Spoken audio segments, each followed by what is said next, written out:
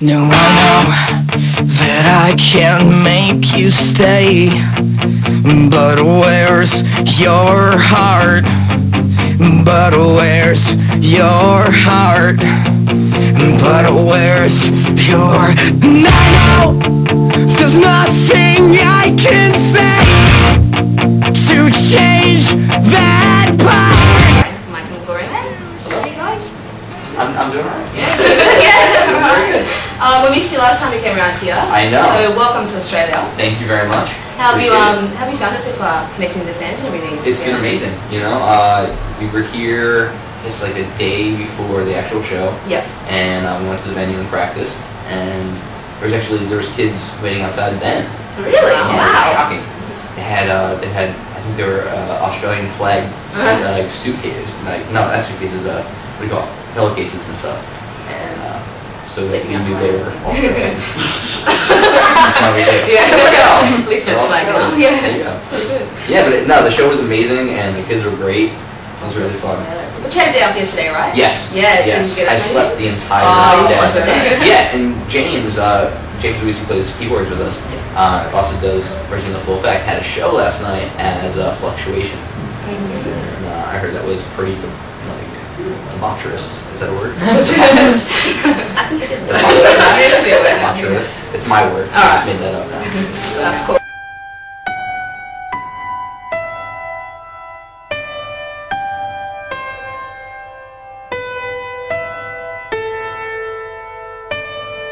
When I was a young boy, my father took me into the city to see a marching band. Congratulations on the Black Parade as well. It's been a huge success and awesome album. It's your third release to date. Would you say that it's a new creative direction for the band, like it's a reinvention of the band itself?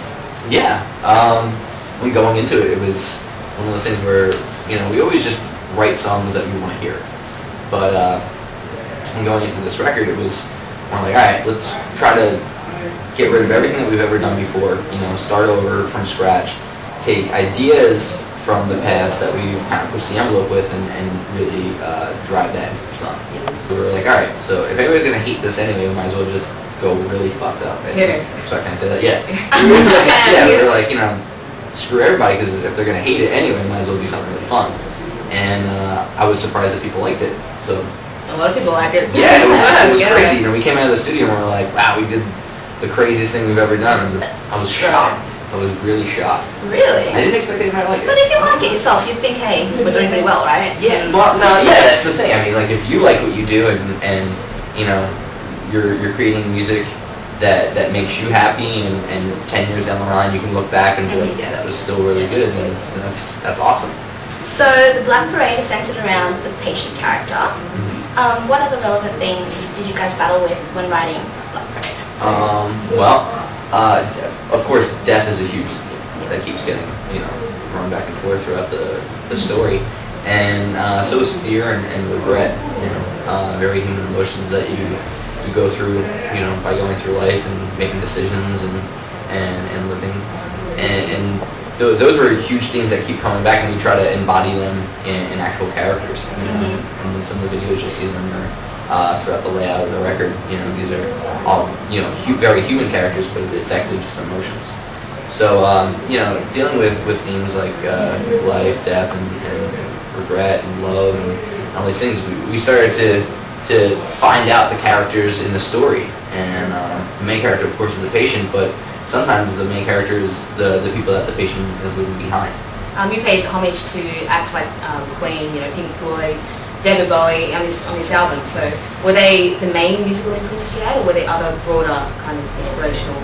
Yeah, they were. I think probably the main influences we listened to 3 records nonstop, which was you know, Sgt. Pepper's by the Beatles, The Wall, and I guess Queen's Night at the Opera. But as far as little influences that came in our playing and different parts that we made were just things that we heard as little kids, you know, things that our parents played us, whether it were nursery rhymes or little things from like TV shows that we remember as kids or movies. Your videos released 4 so far? Yeah. How was it working with two?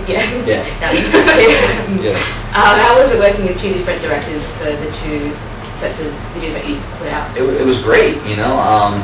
There's when going to the videos for this record, we wanted to kind of put a different spin on the visual of it. So we worked with Sam Bayer, and he's unreal. You know what I mean? That guy has great vision, and his editing skills are really, really cool. And he gets right in there, like he'll hold the camera and like climb into like some sort of dirty hole with fire all around it. Like it's very hands-on with that kind of stuff. He yells at everybody around him. It's crazy. Does it round you up? Like, does it get you in the mood? Yeah, not at all. He didn't yell at us too much as much as he yelled at everybody else. And it made us kind of either uncomfortable or like really scared. But like he definitely got the performances out of us, you know. So how was it working in teenagers with your fans? Because I know that you had them as extras. How's that? It was great. I mean, we did the same thing when we did Helena. You know, there was an open casting call, and kids came out and they did such a great job that we were like, oh, we need to do that again. You know? And the kids were great, man. They worked really hard. They worked with the choreographer, and you know, had them pumping their fists and dancing around there. And at the end, it was like, all right, now you have to come kill us. The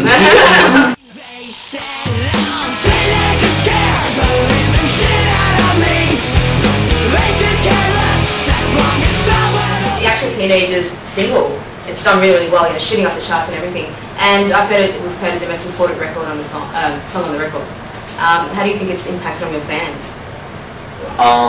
I'd like to think that they got the message more than we expected them to. Okay. You know, it's a weird song. You know, if you sit there and really listen to the words and see what's going on, I think it has a very important message, and it's very pertinent to what's going on in the world right now.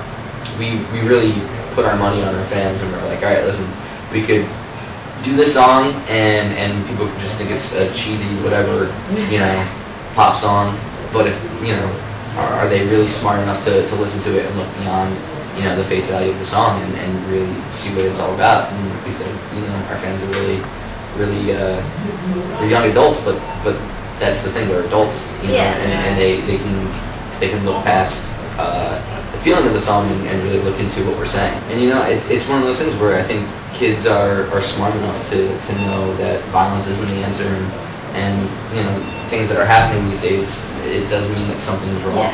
There shouldn't be all this crazy shit going on in the world, because you know, we're all here for one thing, and that's, you know, to be happy and to help each other through things. We've got a little surprise as well. A surprise question. Yeah, we depend on Magic 8 Ball. That's right. They all hate. Do you want to give it a try? I don't know. Watch it always say like, ask me later or something. Would you? Oh, I just have to ask. Yeah, you ask anything you want. Yeah. And Go. Okay, let's see. Am I gonna break a string tonight? Hazy, try again. See No way. You're right. Sorry. It's alright. It's okay. See you tonight then. It's all good. It's all good. Alright. Did you have any famous last words for your fans? Oh wow. Famous last words for your fans.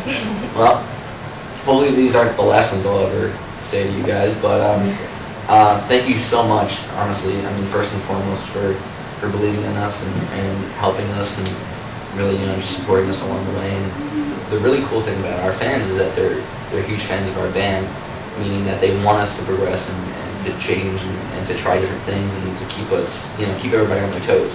And that's really, really helpful, because, you know, it keeps us alive, and it keeps us going and moving forward and doing things, and not just rehashing the same old songs that you guys really don't want us to do. So I really appreciate that.